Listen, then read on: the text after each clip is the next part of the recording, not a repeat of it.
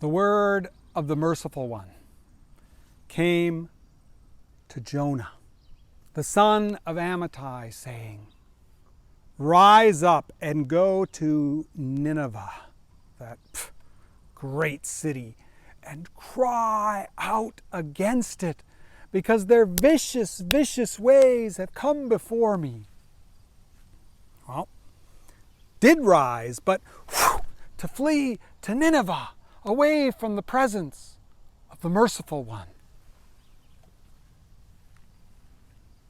Jonah went to Joppa, found a ship heading to Tarshish, so that he paid his fare, went into it, and went with them to Tarshish, away from the presence of the merciful one. But the merciful one hurled a great wind on the sea, so that there was a great tempest on the sea, so that the ship was set to shatter into splinters. And the sailors each cried out to their God.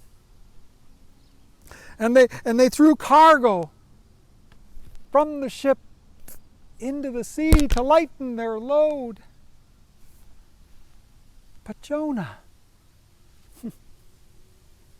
was in the innermost part of the ship. He'd laid down and was sleeping soundly. The captain came to him and said to him, "Arr, what do you mean, you sleeper? Rise up and call upon your God. Perhaps your God will spare us a thought, so that we may not perish." And the sailors said to one another, "Let us cast lots to see who has brought this evil upon us." And so the sailors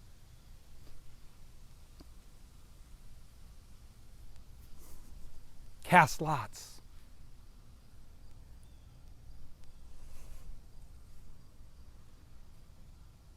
And the lots fell on Jonah. And they said to him, "What have you done to bring this trouble upon us? What is your occupation, and where do you come from? Who are your people, and what is your country?" And Jonah said, "Me? I am a Hebrew. I fear the merciful one, the God of heaven, who made the sea and the dry land." Then the sailors said to him, "Why have you done this and brought this trouble upon us?" Because they knew that he had fled from the presence of the merciful one, because he told them as much. Then they said to him, "What shall we do to you so that the sea might be calm?" And Jonah said, "Hurl me into the sea, and it'll be calm for you, because I know that this tempest has come because of me." But the sailors nevertheless rowed hard to return to the land. But they couldn't, because the sea rose more and more tempestuous.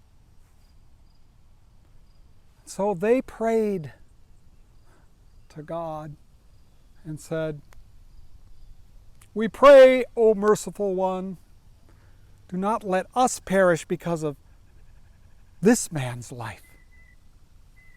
And do not hold us guilty of innocent blood, because you have done as you have wanted." And then they picked up Jonah. They hurled him into the sea. And the sea stopped its fury. And the sailors feared the merciful one with great fear. And they sacrificed sacrifices to the merciful one and vowed vows. But the merciful one had arranged for a fish to come and swallow Jonah. And Jonah was in the belly of the fish for 3 days and 3 nights.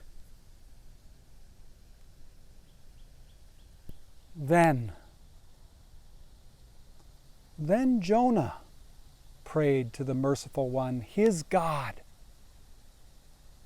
from the belly